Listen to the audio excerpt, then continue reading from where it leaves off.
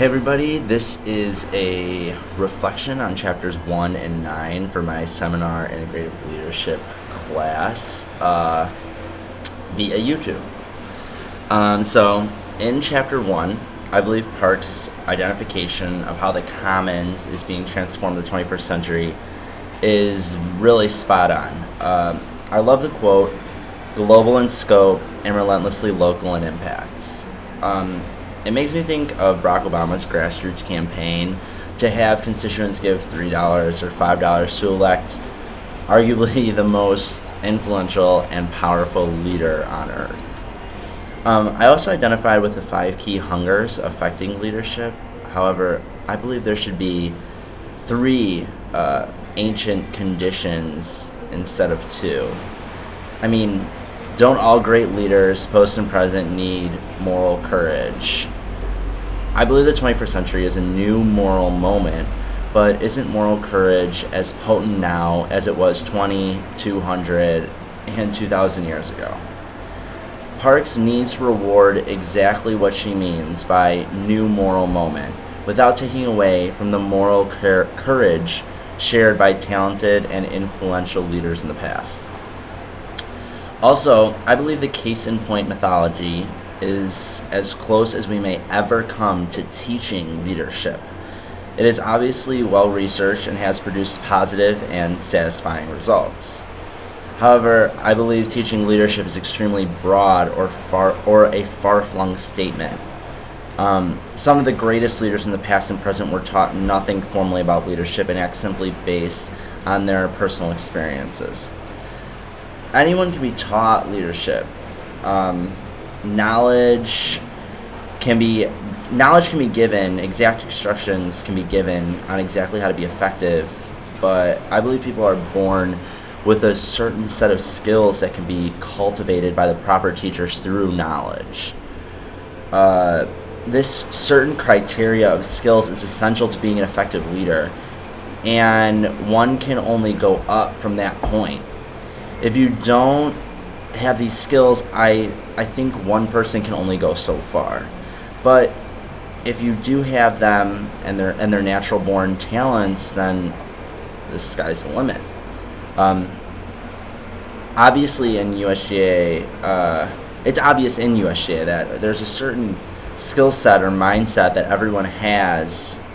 Only a certain type of person is succeeding in such like an innovative and competitive environment. I feel like I've said a lot about this chapter, so I'm not going to talk about it anymore. But except I want to touch on like the 4 critical distinctions. But just end with that. I think Parks is a really fantastic idea, and I'm sure she has helped many people at Harvard and beyond. But this first chapter sounds more like an advertisement to buy the book or take the class than anything else. Now, for chapter 9, towards a more adequate myth, I really, really enjoyed it. I read it at 6:30 a.m. at work, and normally I'm yawning through homework, but this completely caught my attention.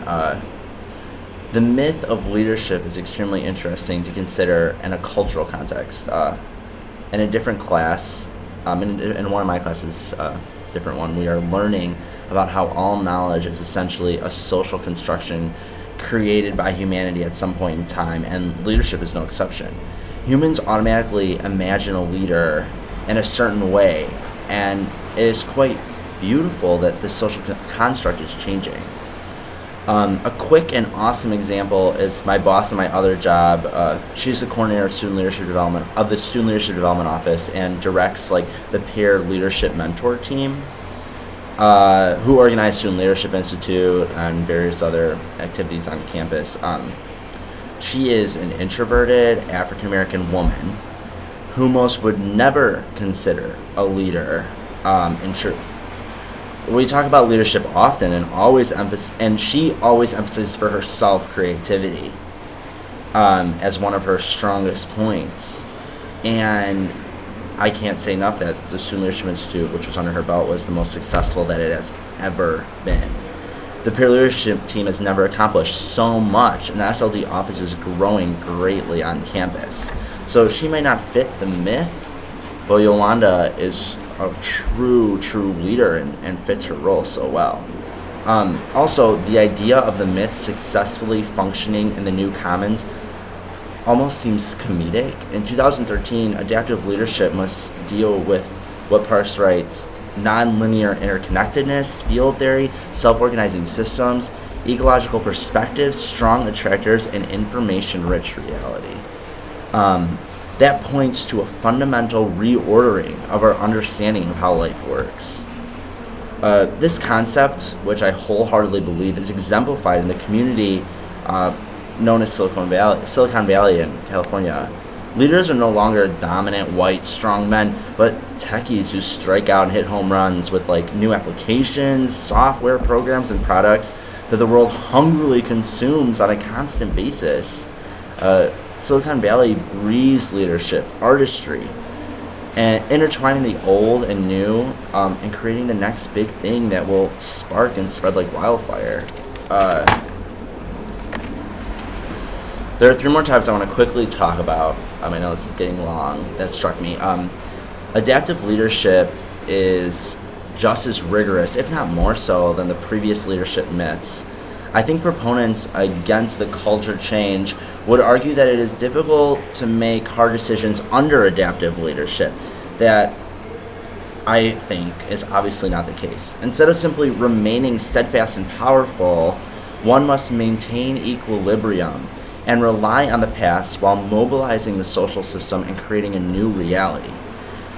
Precedent and detailed technological advancement makes things a lot more complicated, making adaptive leadership more rigorous than ever before. Secondly, leaving the cultural boundaries of a space is a really cool concept to think about. And I love the example of the classroom. It's very interesting to consider the creative options for how one can utilize the social construct of an environment creatively to forward one's leadership agenda. The Harvard students reimagine a building full of offices and use it as a weapon to achieve their goals successfully in that movie.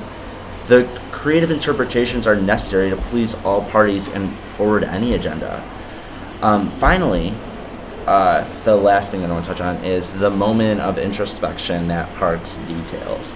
These are so far and few between because of so many different things thrown at us in 2013, like Facebook and the New York Times Twitter account.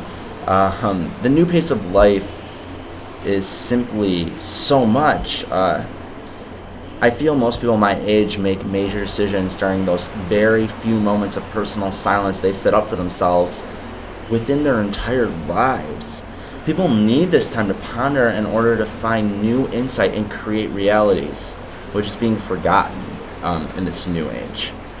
In all, though, adaptive leadership is replacing myth, and its message is essential to future successes. So, thank you.